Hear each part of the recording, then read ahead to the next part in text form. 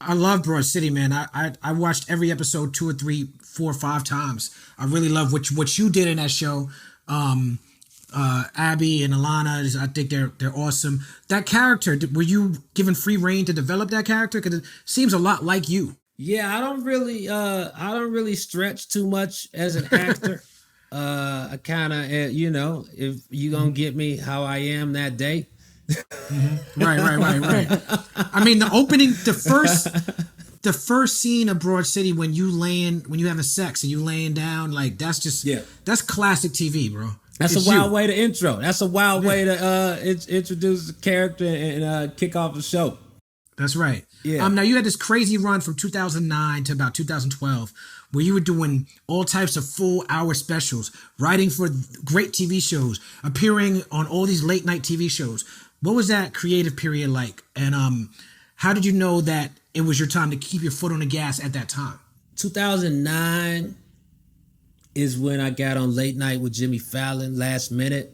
Mm-hmm. Somebody got sick and couldn't make, and so I had submitted a tape. So they hit me up the day before to do Late Night with Jimmy Fallon. So I go to and at that time in New York, if you weren't really getting booked like that, if you got a late night set, you could use the late night set to get spots. So then I went to the comedy club and did the show. It went well.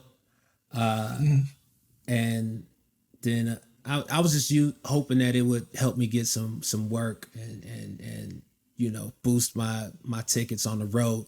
But then Seth Meyers reaches out to meet because of it. I didn't want to meet with Seth Meyers initially because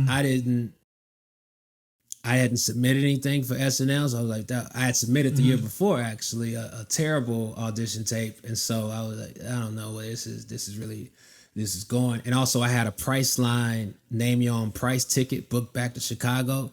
And those tickets, they're not very flexible. So the day they were trying to meet was to win that ticket. I was like, I don't want this ticket, man. I don't know, man. I got a Priceline ticket. I ain't trying to deal with them. These things are tough to change. My agent said, please go meet Seth Meyers. And I go meet him and he offered me the job.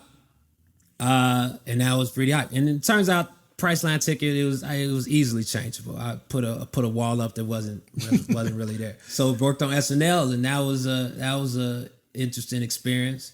Went from SNL to 30 Rock, and then after 30 Rock, I kind of wanted to focus on stand-up more. That's because I wanted to just really hit the road. I had cabin fever from working on 30 Rock and being in that office setting.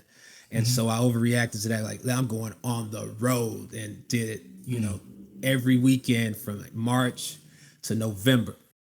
And then filmed Animal Furnace at the end of that. And that was the first special.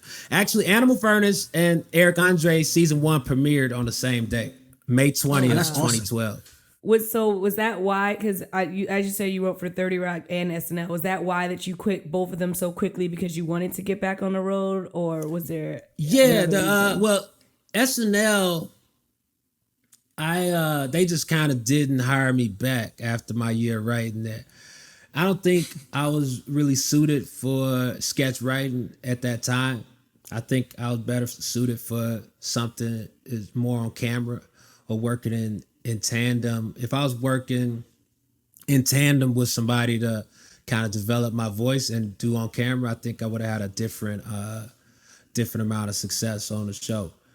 And then 30 Rock was it was dope, but I realized it wasn't for me to be in the writer's room. I think just for what my energy was and my level of focus. I had ADHD, so, and it was undiagnosed at the time.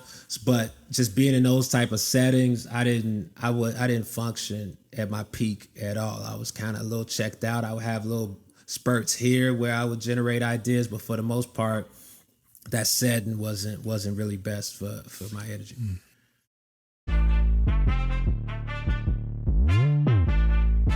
What we done started. Look at what we done started. This the people party. When opportunity knocking, then young nigga move that door. Whoa, get your foot stuck in it, call me young